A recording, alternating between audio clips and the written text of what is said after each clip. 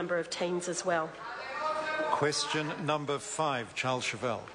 Thank you, Mr Speaker. Mr Speaker, my question is to the Attorney-General and asks how many District Court judges currently hold permanent warrants, and of those judges, how many are unavailable to sit full-time in District Courts because they hold other appointments? The Honourable Chris Finlayson. 147 and 10. Thank you, Mr Charles Chauvel. Speaker. Does he agree with advice from the Ministry of Justice that there is a surplus of 23 District Court judges to discharge the workload of the District Courts? The Honourable Chris Finlayson. There has been that figure mentioned. For myself, I have doubts whether it is a correct figure. As to the number of judges, it will always depend on the circumstances.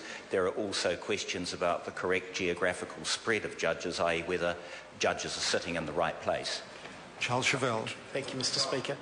Is the view from the Ministry of Justice more than just a figure? Is it not, in fact, analysis that the Ministry has conducted and communicated to both the Attorney-General and the Chief District Court Judge? And if that is the case, has he formed a view on whether it's correct and robust analysis? The Honourable Chris Finlayson. No, it's nothing more than a preliminary draft. It was based on a number of assumptions and there is more work being done on it. Charles Chauvel. Thank you, Mr Speaker. Is the Chief District Court Judge wrong then to have described the Ministry of Justice's view as advice, as she did in her letter to him dated 2 May 2012, where she clearly expressed real concerns that he appeared to have adopted that advice? The Honourable Chris Finlayson. It would be directly contrary to the public interest for me to comment on any communications, be they written or oral, between me and any member of the judiciary.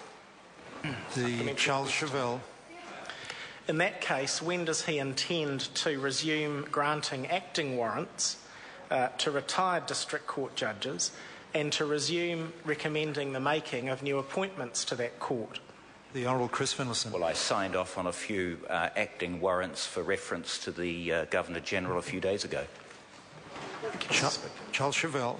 Will he assure the House that neither he nor any of his ministerial colleagues have admonished any member of the judiciary not to speak publicly about government policy proposals or to make submissions to ministerial reviews or parliamentary committees or to speak with members of Parliament, all actions that they, as independent judicial officers, are perfectly free to undertake? The Honourable Chris Finlayson. Well, I'm not in a position to give any such assurance to the House because I'm unaware of what the member is talking about. Supplementary question. Charles Chauvel. If the Attorney did become aware of any such action on behalf of his colleagues, would he admonish those colleagues about the inappropriateness of such action? The Honourable Chris Finlayson. The question's hypothetical. Speaker. Sorry, is this... A point of order, sir. Point of order, Charles Chauvel. Sir, I seek leave to table a letter from the Chief District Court Judge to the Attorney-General dated 2 May 2012, setting out real concerns about what she says is the analysis and the policy of the Ministry of Justice to recommend no further appointments to that court except as are dealt with by attrition. Leave is sought to table that document. Is there any objection? There is objection. Question number 6, Dr. Paul Hutchison. Thank you, Mr.